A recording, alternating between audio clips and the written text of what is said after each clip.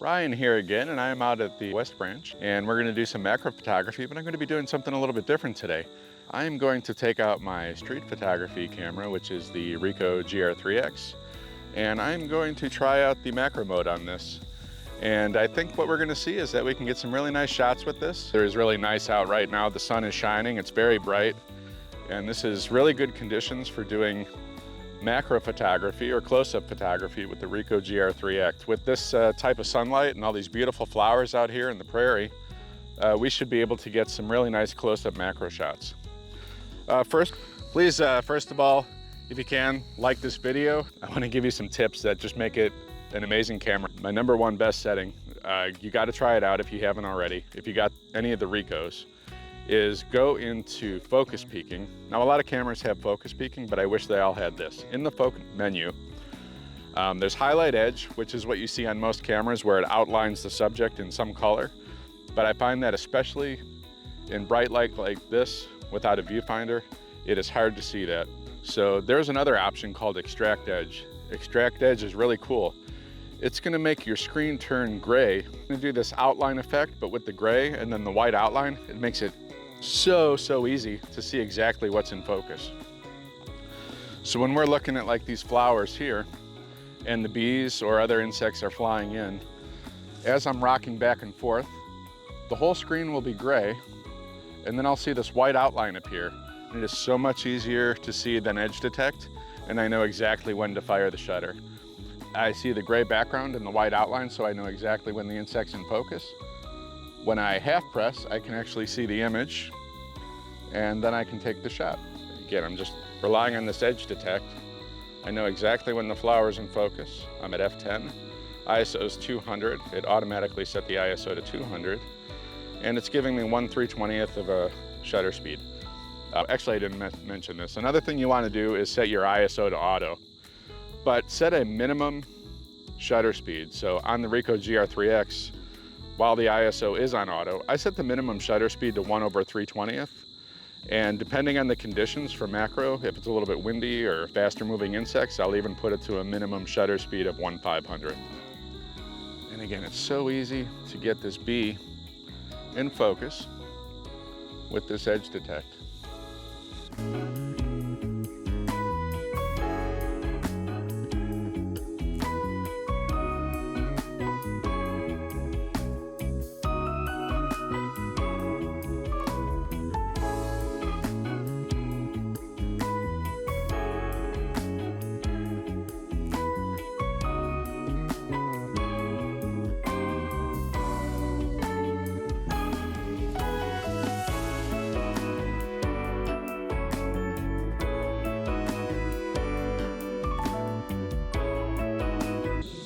So is this the same as using a macro lens on the Olympus?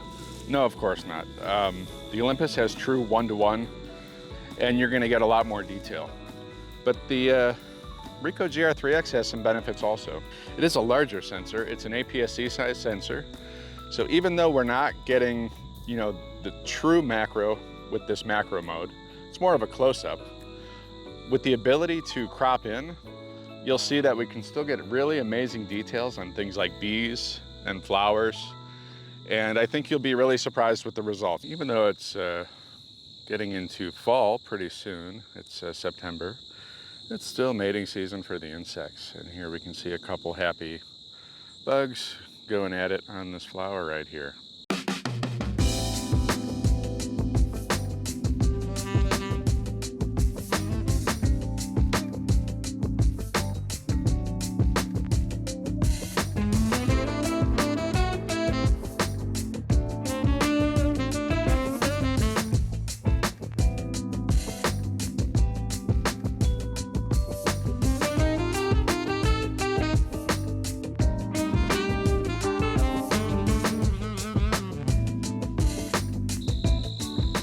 So you can see when I half press, you see the image, and that kind of helps me line it up. And then I release and I go into the edge detect. Now, because of the brightness out here, it's probably hard to see the edge detect, but I can see exactly when that tiny insect is in focus.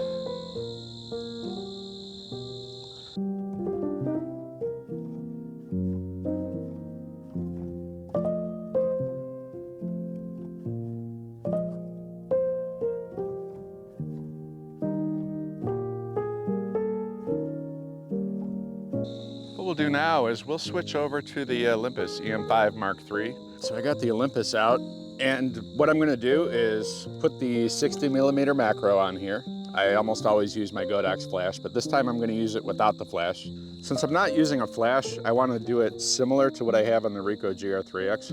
F-stop, but I'll do F11. That's gonna give me about 1/1500 or even 1/2000 shutter speed, so it's gonna be very fast. So don't even need a flash out here shooting these very bright subjects. So I think this is gonna be giving us some really nice macro shots. So I am gonna put it in 1:1 just to kind of, again, highlight the difference of what you'll get with a macro lens versus a macro mode on your phone or the Ricoh GR3X. Let's see, what else am I doing here? Back button focus, but I'm not gonna use the focus. I'm just gonna use this rocker switch. Pull that back once. That puts it to 1:1. I am now at the minimum focus distance, just like we were on the Ricoh GR3X. And this is great because these bugs are still going at it. So I can actually get very similar, if not the same shot I got with the Ricoh GR3X.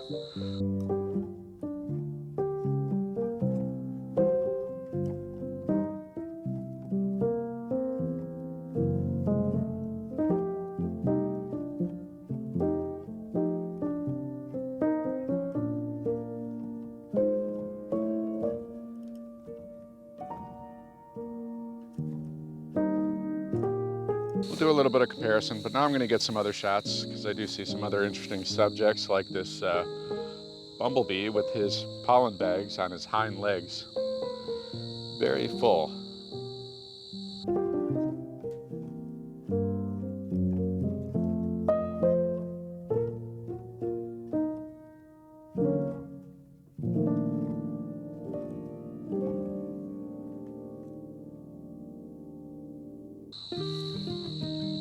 Since I'm not using a flash right now, I do have the sun behind my back, and I try to get the shots where the bee will be in the sunlight, like this one right here.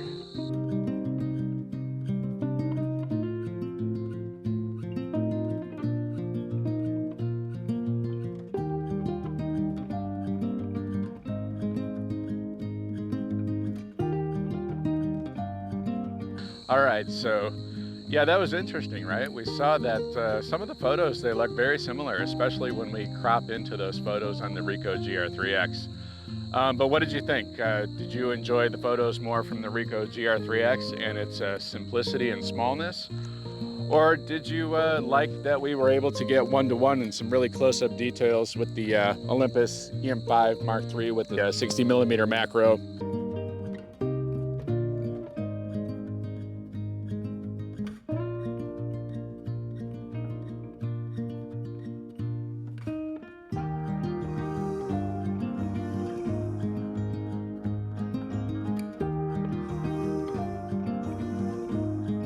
If you're going to start shooting macro for insects, you'll probably want to step it up to a flash at some point if you really enjoy this. If you do want to step it up, maybe check out this other video that I have where I use this with the Godox V1 and the diffuser.